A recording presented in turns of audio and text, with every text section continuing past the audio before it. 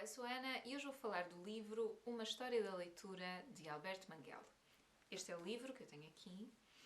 Isto é uma edição da Tinta da China, de 2020, mas o livro, a primeira vez que ele foi editado, segundo a Wikipédia, foi em 1996. Eu já tinha essa ideia porque a primeira vez que eu compro muitos livros, não é? Então às vezes baralho-me um bocado. Mas eu, a primeira vez que ouvi falar neste livro, eu tenho a ideia que o tentei comprar, mas não consegui. Estava esgotado. Portanto, já era um livro antigo, eu tinha mesmo essa ideia. E depois esqueci-me dele, continuei a minha vida, não é? E, entretanto, a Tinta da China saiu com esta edição e depois tinha uma promoção que as primeiras X encomendas vinham assinadas. Então a minha tem um autógrafo do Alberto Manguel. Eu confesso-vos que eu não ligo muito a isso, sinceramente, mas pronto, fiquei contente. Agora, aqui no próprio livro da Tinta da China, porque eu tinha essa ideia, mas não tinha a certeza, mas isto até foi mais em preparação aqui deste vídeo. Aliás, eu tenho aqui os meus apontamentos e eu vou-me socorrer deles, eu não tive tempo nenhum para preparar isto, nem tentar decorar algumas coisas. Portanto, eu volto e meia, vou pegar no caderno, vou olhar para baixo, pronto, só para estarem a par. Mas eu já tinha feito os apontamentos quando acabei de o ler porque eu gostei muito do livro, então estava entusiasmada para gravar o vídeo. Aliás, a ideia até era ter gravado a semana passada, mas não consegui. Bom, e então, eu tinha essa ideia quando estava a preparar aqui o vídeo, assim, mas eu acho que este livro é mais antigo. Não é de agora. É porque depois, ainda por cima, isto tem uma introdução de setembro de 2020. Então eu fiquei assim um pouco baralhada. E mesmo aqui nestas notas, como é que se chama isto? Notas técnicas? Já não faço ideia. Nesta parte aqui que os livros têm sempre, não é? E às vezes vêm cá as datas da primeira edição de todas, ou quando é que ele foi publicado primeiro. E aqui não vem essa informação. Curiosamente, porque eles até costumam ter essas informações, que eu tenho vários livros deles e... Bom, então, segundo a Wikipédia, este livro, originalmente, é de 1996. Pronto. Mas esta edição é de 2020. Então, só para fazer aqui um resumo, para quem não saiba quem é o Alberto Manguel, eu já fiz alguns vídeos aqui no canal de livros dele. Eu vou ler aqui a nota biográfica que está numa das badanas. Alberto Manguel, 1948, Buenos Aires, quando ele nasceu. Cresceu em Tel Aviv e na Argentina. Aos 16 anos trabalhava na livraria Pygmalion, em Buenos Aires, quando Jorge Luís Borges lhe pediu que lesse para ele em sua casa. Foi leitor de Borges entre 1964 e 1968. Em 1968 mudou-se para a Europa. Viveu em Espanha, França, Itália e Inglaterra, ganhando a vida como leitor e tradutor para várias editoras. Editou cerca de uma dezena de antologias de contos sobre temas tão dispares como o fantástico ou a literatura erótica. É ensaísta, romancista premiado e autor de vários best-sellers internacionais como Dicionário de Lugares Imaginários, Uma História da Curiosidade, A Biblioteca à Noite, Embalando a Minha Biblioteca e Com Borges. E depois tem entre parênteses Tinta da China, 2013, 2015, 2016... 2018 e 2020, respectivamente. Foi diretor da Biblioteca Nacional da Argentina entre 2016 e 2018. Recebeu o Prémio Formentor das Letras em 2017. Atualmente vive em Lisboa, onde vai dirigir uma biblioteca e o Centro de Estudos da História da Leitura. E depois aqui na contracapa diz assim... Eu pus aqui a notinha para ler a contracapa, portanto vou ler, vou obedecer a mim mesma. Vamos lá. Há sempre um momento, mesmo que difuso, em que cada um de nós olha para a página de um livro e começa a entender o que está lá escrito. Esse momento fundador, que equivale à abertura de um imenso universo de possibilidades, transforma-nos naquela entidade sem a qual os livros seriam apenas objetos sem significado. Um leitor. De tábuas de barro ao papel, de códigos complexos a um simples scroll down, cada leitor entra com a sua perspectiva numa cadeia com mais de 6.000 anos. A leitura é uma imensa experiência que Alberto Manguel, ensaísta conceituado e bibliófilo apaixonado, apresenta aqui desde tempos antigos. em que um grão-vizir da Pérsia carregava a sua biblioteca para todo o lado em camelos que caminhavam em ordem alfabética, até aos dias de hoje, mostrando como a leitura pode ser sedução, rebelião, obsessão, alegria, liberdade e muito mais. Eu tenho que confessar que eu sou fã do Alberto Manguel, dos livros dele. Gosto muito de o ler, acho que ele tem uma escrita muito acessível, mas ao mesmo tempo muito erudita. Depois faz imensas referências a tantos outros livros e, sobretudo, eu que também gosto muito do livro e gosto muito de... É uma mistura daquilo que eu... a expectativa que eu tenho ao ler aquele livro, daquilo que aquele livro me vai dar, que são sempre expectativas muito elevadas, até o próprio objeto e o conforto que eles me proporcionam, não é? Tê-los ao pé de mim. Eu sinto que quando leio os livros dele, estou a dialogar com alguém que sabe o que isso é, que sente o mesmo.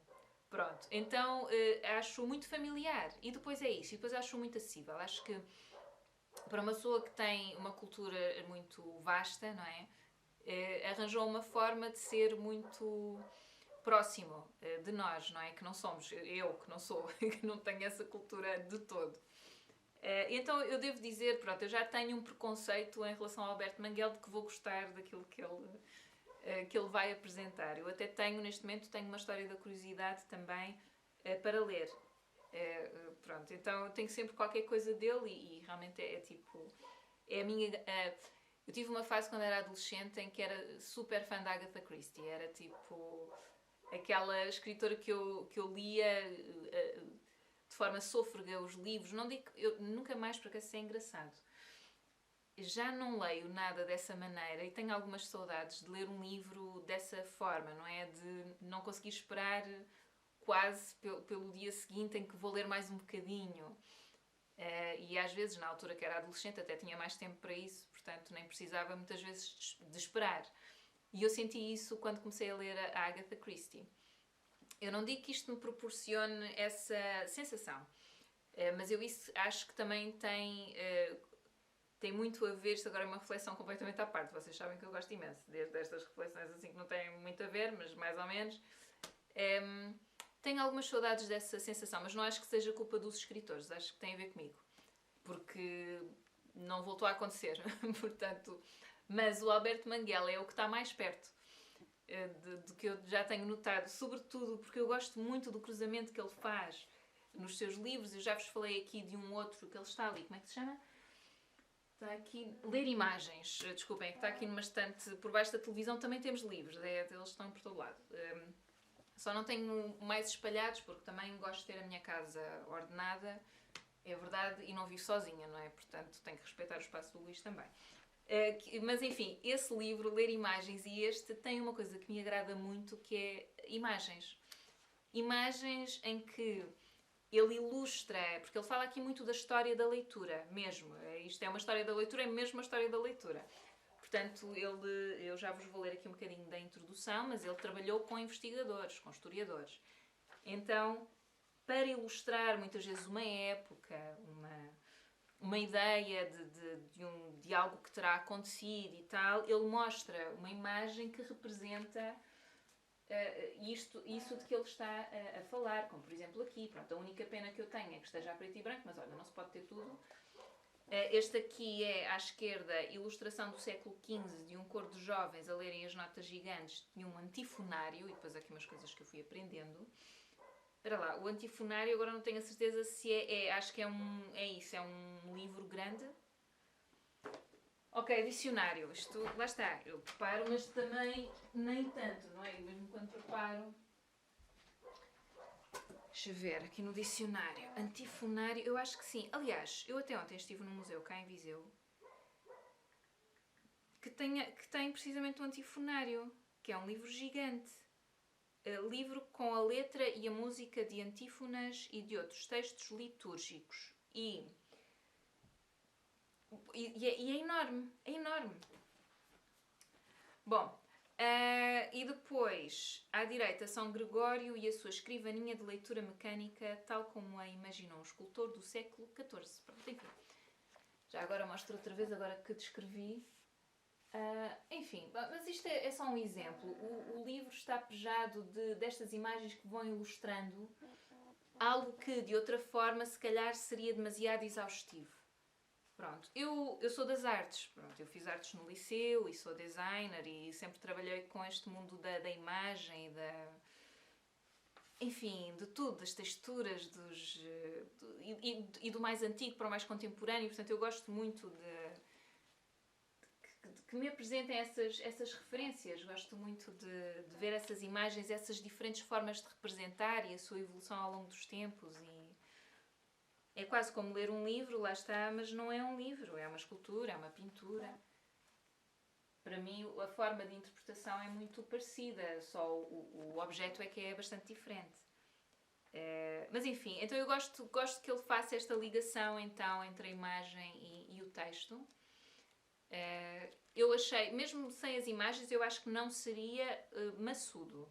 Mas se calhar sim, seria um pouco mais difícil de acompanhar. Talvez. Por acaso não pensei muito nisso. Eu sei que eu gosto imenso quando tem assim imagens, sobretudo quando é um texto que acaba por ser histórico, não é? Tem muito da história e a evolução ao longo da história, etc. Ajuda-me a situar-me, a acompanhar. Confesso. Depois assinalei aqui também nas minhas notas, portanto, a forma como está dividido o livro, portanto, ele está dividido por capítulos, tem logo uma introdução ao início, portanto, tem um título geral e depois tem alguns subtítulos, portanto, os gerais são a última página, atos de leitura, poderes do leitor e depois no fim tem um mais pequenino que se chama folhas de guarda e que acaba por ser uma conclusão do livro. E depois tem aqui vários subtítulos.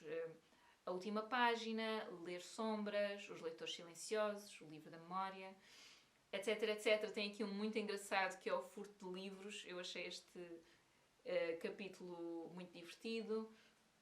Eu confesso que alguns capítulos costumam um bocadinho a seguir. É muita informação, é muita informação. Eu ficava assim um bocadinho assoberbada, mas achei sempre muito interessante e sobretudo esta parte dele começar com as barrinhas de argila e depois o papiro e depois os... como é que se chama? Está-me a faltar o nome. Mas fazer esta história do próprio objeto até ele evoluir para o que é hoje, como nós o conhecemos hoje, que é a capa, contracapa e o miolo. Portanto, e todo esse caminho achei muito interessante. E depois fala aqui desde tempos ancestrais, antes de, sei lá, Mesopotâmia, os gregos, os romanos e por aí afora, não é? Até agora, eu achei muito interessante este livro. Então, a introdução foi escrita em setembro de 2020. Então, depois aqui na página 17 eu assinalei aqui porque é onde ele explica mais ou menos porque é que a coleção dele ou como é que a coleção dele foi parar a Lisboa. Fernando Medina perguntou-me se consideraria doar a minha biblioteca à cidade de Lisboa. Portanto, para quem não sabe, ele esteve em França durante alguns anos, viveu lá, tinha lá a sua biblioteca, foi obrigado a sair. Eu não sei muito bem porquê, esses os contornos disso eu não sei. Eu até sou uma pessoa curiosa, mas confesso que não fui à procura do porquê, porque é que ele teve que sair, mas parece-me que foi contrariado. E depois acho que não tinham onde meter os livros e estiveram em vários sítios, mas depois sempre com aquele perigo de se estragarem e penso que ele também não os queria separar uns dos outros, portanto distribuir a sua biblioteca por vários sítios, mas exato, e acho que até teve algumas ofertas, desculpem, eu estou aqui a ler na introdução, ele teve algumas propostas de realocar ou realojar a sua biblioteca. E depois aqui conclui, Fernando Medina perguntou-me se consideraria doar a minha biblioteca à cidade de Lisboa em troca da sua instalação num edifício municipal e ofereceu-me o cargo de seu diretor. Sugeriu que lhe chamássemos Centro de Estudos da História da Leitura.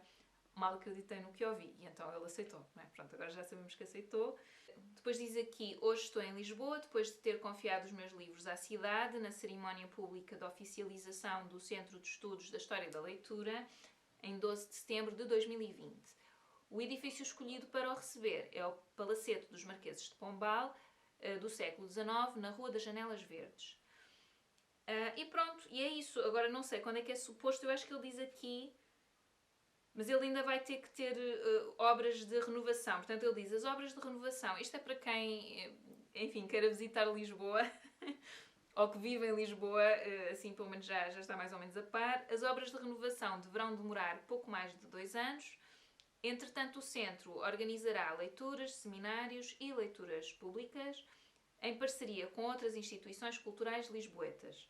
O centro estará aberto a todos, estudantes como visitantes comuns, eruditos como leitores curiosos. O seu lema será a frase de Flaubert, ler para viver. Pronto. Então, eu acho que isto são boas notícias. Por um lado, ele ter arranjado um sítio onde conservar os livros. Por outro lado, estes estarem disponíveis para serem consultados e ter um centro dedicado à leitura. Acho isso super, por acaso acho mesmo ótimo. Fico sempre com um bocadinho de inveja porque é sempre tudo tão centralizado em Lisboa e no Porto, mas acho que mais em Lisboa, apesar de tudo. Mas, por outro lado, são os grandes centros urbanos, é onde está mais gente, quer dizer, acho que faz algum sentido e tem... Pronto, acho que faz algum sentido, não é? Depois tem aqui assinalado também página 16, mas às vezes quando penso que os livros dele, de que eu já leio há alguns anos, vêm para Lisboa, vêm para Portugal, fico assim um bocado... Ok, isto parece assim um bocadinho ficção científica. É giro. Depois assinalei página 16, linha 15 a 18. Passou tão chato, eu não quis riscar isto, então agora vou ter que contar as linhas.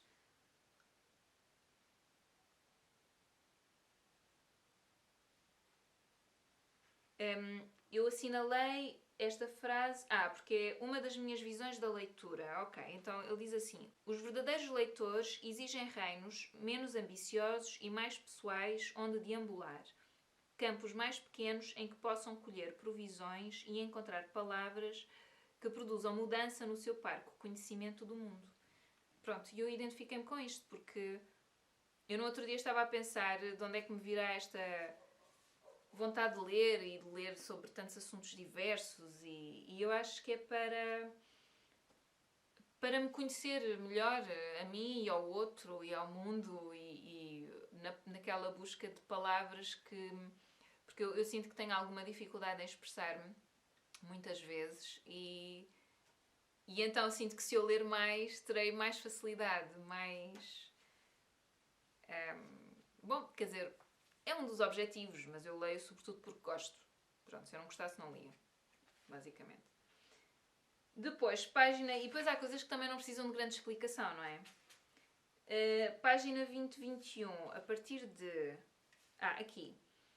A literatura não é um dogma, suscita perguntas, não respostas definitivas. As bibliotecas são, essencialmente, lugares de liberdade intelectual. Quaisquer restrições que lhes imponhamos são nossas. Ler é, ou pode ser, o meio pelo qual ficamos a saber um pouco mais sobre o mundo e sobre nós mesmos. Não por via da oposição, mas por via do reconhecimento de palavras que alguém nos dirigiu, a nós e só nós, há muito, muito tempo. Pronto, é isto. Eu gostei muito deste último parágrafo, porque é isso, identifiquei-me com ele. E eu acho que o Alberto Manguel, uma coisa que eu também gosto nos livros dele, é que neste tipo de ensaios, pelo menos os últimos que eu li, ele é sempre muito... Fala muito dele, da vida dele também, da sua experiência, episódios da sua infância e adolescência, coisas de que se lembra e que têm a ver com esta sua paixão pelo mundo do livro. E eu acho que é por isso que depois uma pessoa se sente mais próxima dele também. Ele está-nos a dar um pouco da sua vida pessoal, que não precisava de dar. E então acho que uma pessoa não consegue evitar sentir essa proximidade. Depois eu assinalei aqui temas que me interessaram e de que posso falar. Aqui. Temas que me interessaram e de que posso falar. / ideias. Então, a primeira, se calhar não vou falar de todas, que isto é muito.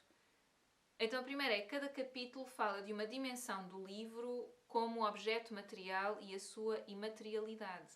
Capítulo, o formato do livro, em que ele fala das tabuinhas de argila, depois do rolo, depois do pergaminho, portanto, dos vários formatos que o livro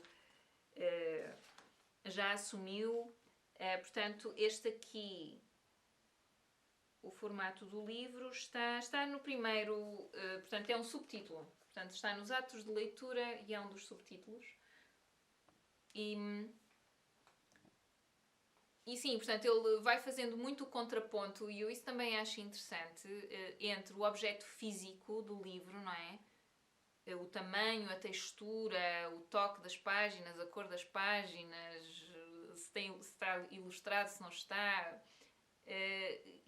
Faz a relação entre isso e o conteúdo, que é a parte imaterial. Portanto, é aquilo que nós lemos, quer dizer, a imaterialidade está mais na nossa interpretação. Portanto, é material, o texto escrito está lá efetivamente, portanto é algo material. Mas depois a interpretação que nós fazemos quando estamos a ler é aquela parte imaterial que a mim me interessa muito. Porque esta ideia de que nós podemos interpretar de formas diferentes o mesmo livro, acho que torna o livro muito rico. Não é? Se o livro faz isso, se é ambíguo a esse ponto, acho que pode ser muito interessante. Se calhar é algo que acontece mais com livros de ficção, mas não só. Mesmo um livro científico pode ser interpretado de diferentes formas. E às vezes até pela mesma pessoa. Eu acho essas coisas sempre muito interessantes, porque nós, hoje que estamos sob o efeito, sei lá, hoje estou chateada, ou estou um bocadinho mal disposta, estou preocupada com qualquer coisa, vou ler de uma forma, e amanhã, que estou mais bem disposta, estou mais alegre, vou ler de outra forma e vou descobrir se calhar algo novo. E se calhar quando estou chateada também descubro algo novo, porque estou a ler sob outro ponto de vista. Portanto, isto de uma forma, pensando de um ponto de vista emocional, não é?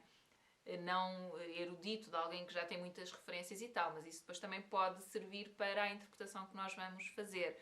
Mas eu acho que a volatilidade das interpretações que nós fazemos está mais ligada à volatilidade das emoções, porque nós somos seres que sentimos, não é? E que hoje, agora, estamos assim e daqui a umas horas estamos assado. E nós mulheres sofremos um pouco mais porque temos mais oscilações hormonais. Isto é um facto, pessoal. Portanto, ainda estamos mais sujeitas a essas oscilações. Eu vejo isso como uma riqueza, tem que ter um lado positivo, porque acho que nos vai dando assim outros pontos de vista e outras leituras sobre a mesma obra. Portanto, mas também não quero com isto dizer que eu leio não sei quantas obras 2, 3 ou 4 vezes, não. Nem pensar, eu por acaso eu não releio muitos livros. Não, por acaso não repito a leitura de muitos livros. Estes do Alberto Manguel, o Ler Imagens, eu sinto que como tem muito de história, que é um livro que eu facilmente irei reler. Para me lembrar de qualquer coisa, sei lá, porque tive muito prazer a ler, mas é tanta informação que eu acho que hei de ler, de vez em quando, se calhar volto a ler um capítulo. Está muito ligada a este amor pelo livro, então é algo que me dá muito prazer ler. E sei que, por exemplo, sei que a minha mãe também vai gostar muito de ler este livro. Mas é isso, às vezes senti que era um pouco exaustivo demais, mas mesmo assim gostei de o ler. Depois anotei aqui página 207. Eu lembro-me disto. Então, porque eu li este livro na cama. Mas confesso que só se estava muito cansada não lia. Mas de resto dá perfeitamente para ler, não. Quer dizer, relaxada, sim, não é preciso estarmos super alertas, ou eu senti isso para ler este livro. Aqui tirar a. Isto agora está um bocadinho baixinho. Um bocadinho mal, espera lá, deixa-me pôr aqui uma almofada para me levantar um bocadinho. É isso, eu não senti que fosse um livro muito pesado para ler ao deitar. Portanto, eu consegui ler este livro perfeitamente ao deitar.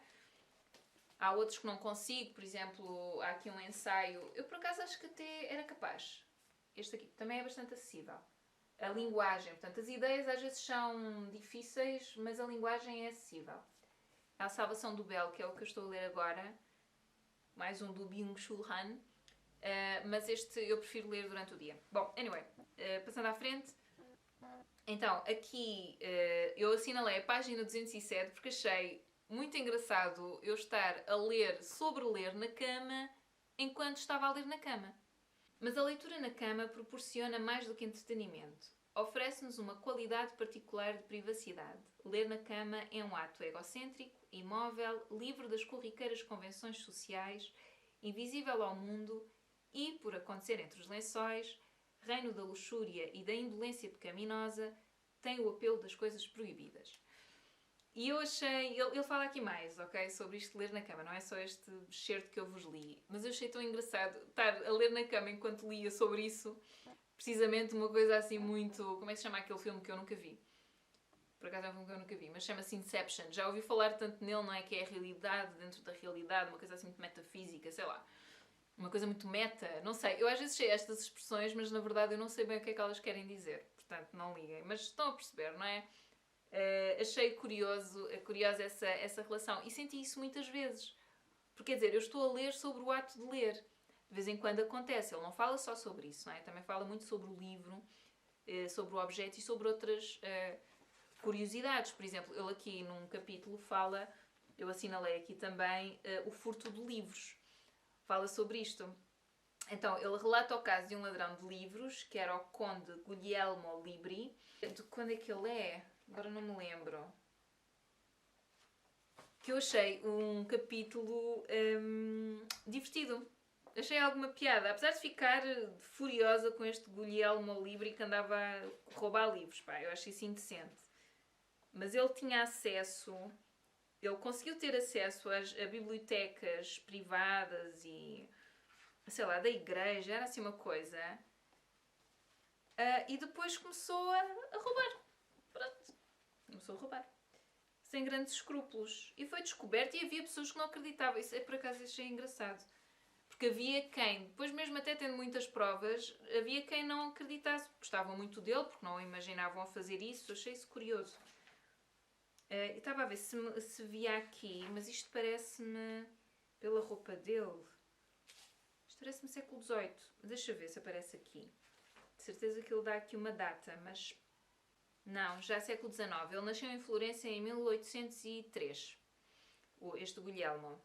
Ok, pronto. E então fala sobre isso, sobre os métodos que ele usava para roubar, etc. E depois também sobre esses enganos e desenganos, quem acreditava nele, quem não acreditava.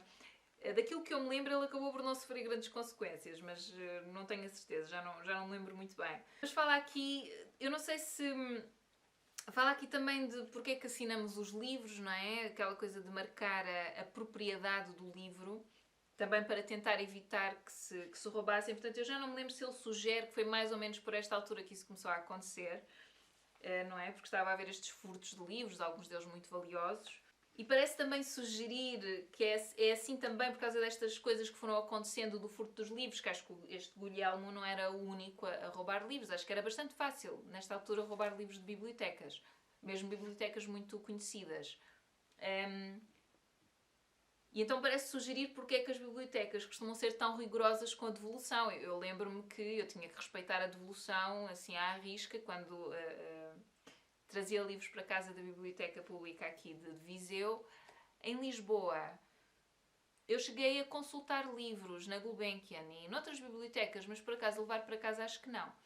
Mas havia também por causa dessa noção da grande responsabilidade e não podias danificar nada de nada, pronto, faz sentido. Mas depois também a questão de ter que devolver no dia, etc. Enfim, era tudo muito rigoroso e disso eu lembro-me. E depois tem aqui, como é que é, na página 312, ainda neste capítulo, uma inscrição no Mosteiro de São Pedro, na Biblioteca do Mosteiro de São Pedro, em Barcelona. A quem roube ou leve emprestado um livro sem o devolver a seu dono, que o livro se metamorfoseie em serpente na sua mão e o morda. Que fique paralisado e todos os seus membros condenados. Que definha de dor, que em pranto peça misericórdia e que não veja cessar os seus tormentos, até que se desfaça. Que os vermes se banqueteiem nas suas entranhas, em nome do verme que não morre. E quando enfim acontecer o seu julgamento final, que as chamas do inferno o consumam para todo o sempre. É assim, eu sou muito possessiva com os meus livros. Isto parece-me um bocado excessivo. Vou confessar, eu confesso, eu quando li isto eu ri-me um bocado. Porque é do género, bolas, calma, tipo, ok, o livro é importante, mas também desejar tanto mal a uma pessoa, isto é assim um bocadinho violento. E pronto, e para terminar, estava aqui a ler as minhas notas, restantes notas, Mas vou só falar de uma coisinha que eu achei muito bonita, uma coisinha. Ainda bem que eu leio livros, o meu vocabulário é extraordinário. Pronto, que é uma ideia que ele dá, é na página 35, por acaso é logo no início. Mas eu achei uma ideia muito bonita. Portanto, isto é na página 35. Como o meu pai era diplomata, viajávamos bastante. Os livros ofereciam-me um lar permanente, um lar que eu podia habitar como bem me apetecesse, a qualquer momento, por muito estranho que fosse o quarto onde dormia, ou por mais ininteligíveis que fossem as vozes que se ouviam para lá da porta. E eu achei muito bonita esta ideia do lar permanente, dos livros serem um lar permanente. E achei reconfortante. E eu não viajei tanto como o Albert Manguel, nem tão pouco mais ou menos, mas também vejo os livros como esse lar permanente. Eu, quando viemos aqui para casa, eu podia ter mantido muitos livros em casa dos meus pais, porque eles moram aqui muito perto. Custa-me imenso, e mesmo assim eu tenho lá muitos. Mas custa-me tê-los lá. Eu gostava de os ter todos perto de mim, mas não tenho espaço, nem pensar. Não há espaço para isso. Já muita sorte tenho eu em podê-los ter em condições bem armazenados e sem causar transtorno aos meus pais. Portanto, esta ideia do lar permanente nos livros, deste conforto nos livros, senti-me identificada. E achei muito bonito. Achei uma ideia bonita também. E um pouco comovente até. Pronto, já agora estou aqui a agarrar os livros da tinta da China vêm sempre com os marcadores muito bonitos, portanto eles estão a condizer com o livro, mas depois podem ser usados noutros livros, obviamente. Eu acho sempre muito giros e muito bonitos. E pronto, já chega, porque este vídeo já ficou gigante. Eu gostei muito de ler este livro. Espero que vocês tenham a oportunidade de o comprar e de o ler. Eu acho que é uma obra... Eu acho que isto podia ser quase um clássico, porque é um livro quase de história. Apesar de ter muitos comentários pessoais do autor, portanto não é uma obra académica per se, assim, rígida, não. Acho que tem uma mistura das duas coisas. É isso, eu acho que ele mistura esses dois mundos muito bem. Acho que é um livro de consulta mais tardia, de várias consultas, etc. É um daqueles livros que eu me imagino a consultar. Lá está. Então acho que é um bom investimento. É claro que todos os livros que eu falo aqui, praticamente todos, acho que são um bom investimento sempre. Mas pronto. Mas este aqui, sobretudo por causa dessa relação de eu sentir que o vou reler, que lhe vou voltar a pegar, porque eu não faço isso com muitos livros, a verdade é essa. Quando não são livros de estudo, eu não tenho essa tendência para o fazer.